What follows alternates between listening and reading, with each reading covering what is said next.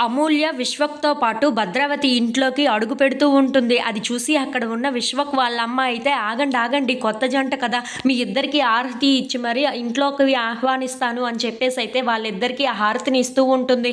ఇంతలో అక్కడ ఉన్న అమూల్యనైతే కుడికాలు ముందు పెట్టి లోపలికి రమ్మంటూ ఉంటుంది. అది చూసి అక్కడ ఉన్న విశ్వక్, భద్రావతి వాళ్ళు అయితే చాలా కోపగించుకుంటూ ఉంటారు. ఇంతలో అక్కడ ఉన్న ఆ విశ్వక్ మాత్రం చాలా కోపంగా ఇంట్లోకి వెళ్ళిపోతూ ఉంటాడు. అది చూసి అక్కడ ఉన్న అమూల్య మాత్రం కుడికాలు పెట్టి మాత్రం లోపలికైతే వస్తూ ఉంటుంది. ఇంతలో అక్కడ ఉన్న రామరాజు అయితే చాలా బాధపడుతూ ఉంటాడు.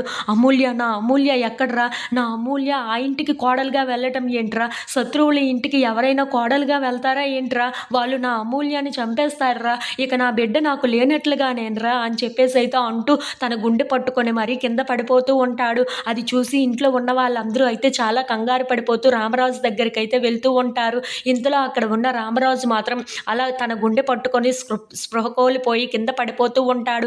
అది చూసి ఇంట్లో ఉన్న వాళ్ళందరూ అయితే చాలా కంగారు పడిపోతూ నాన్న, నాన్న, మావయ్య, మావయ్య అని చెప్పేసి అయితే ఇంట్లో ఉన్న వాళ్ళందరూ చాలా గట్టిగా అరుస్తూ ఉంటారు. తను ఎంతకీ స్పృహలోకి రాకపోవటంతో ఇంట్లో ఉన్న వాళ్ళందరూ అయితే తనని హాస్పిటల్‌కి తీసుకొని వెళ్తూ ఉంటారు. ఇంతలో అక్కడ ఉన్న భద్రావతి సేనాపతి వాళ్ళు అయితే రామరాజును అలా చూసి చాలా సంతోషిస్తూ ఉంటారు. ఇన్ని సంవత్సరాలుగా మనం చూడాల్సింది ఇదే కదరా అని కోరుకున్నాము. ఇప్పుడు చూస్తున్నామురా అని చెప్పేసి అయితే అనుకుంటూ ఒకరికొకరు హైఫైలు ఇచ్చుకుంటూ చాలా సంతోషిస్తూ ఉంటారు. యెస్, మనం అనుకున్నది సాధించగలిగాము అని చెప్పేసి అయితే అనుకుంటూ వాళ్ళిద్దరూ అయితే చాలా ఎంజాయ్ చేస్తూ ఉంటారు. ఇంతలో అక్కడ ఉన్న రామరాజుని మాత్రం ఇంట్లో ఉన్న వాళ్ళందరూ అయితే హాస్పిటల్‌కి తీసుకొని వెళ్తూ ఉంటారు.